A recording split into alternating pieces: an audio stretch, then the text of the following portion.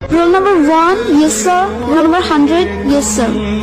অতঃপর শেষবারের মতো বন্ধ হলো হাজিরা খাতাটা। খাতাটা পড়ে থাকবে হয়তো স্কুলের কোনো এক কোণে, কিন্তু ধুলো জমা ওই পাতাগুলোতে জমে থাকবে 5টি বছরের মায়াজালে আবদ্ধ কিছু মানুষের নাম, কিছু মুহূর্ত আর জীবনের উৎসতম স্মৃতিগুলো। কোনো একদিন এভাবেই শেষ হয়ে যাবে আমাদের স্কুল জীবন। আগে স্কুলে যাওয়ার জন্য কত বাহানা, কত অজুহাত খুঁজতাম। ক্লাস 8-9 ওঠার পরে এমনটা ভাবতে লাগলাম, এই ভালো সময়টা যেন কখনো না ফুরায়। স্কুল থেকে যখন একসাথে বাসায় ফিরতাম, শেষ হয়ে যেত রাস্তা, কিন্তু ফুরতো না আমাদের কথা। সাক্ষী ছিল লাস্ট বেঞ্চ, সাক্ষী ছিল রাস্তা, আমাদের ফেলে আসা হাজারো রূপকথা।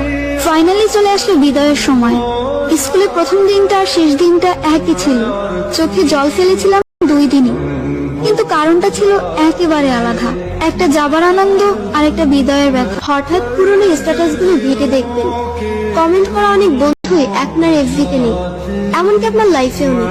মেসেঞ্জারে পিছিয়ে পড়া মেসেজ গুলো যখন পড়বেন, হয়তো কারোর জন্য চোখের পাতা ভিজে যেতে পারে নিজের অজান্তেই। হঠাৎ ভার্চুয়াল জগতে প্রিয় হয়ে ওঠা বন্ধুটিও একদিনে হারিয়ে যেতে পারে। একদিন মেসেজ না দিলে রেগে যাওয়া মানুষটিও মাসের পর মাস মেসেজের রিপ্লাই দেওয়ার মতো সময় পাবে না। ব্যস্ততার কাছে আমরা সবাই পরাজিত।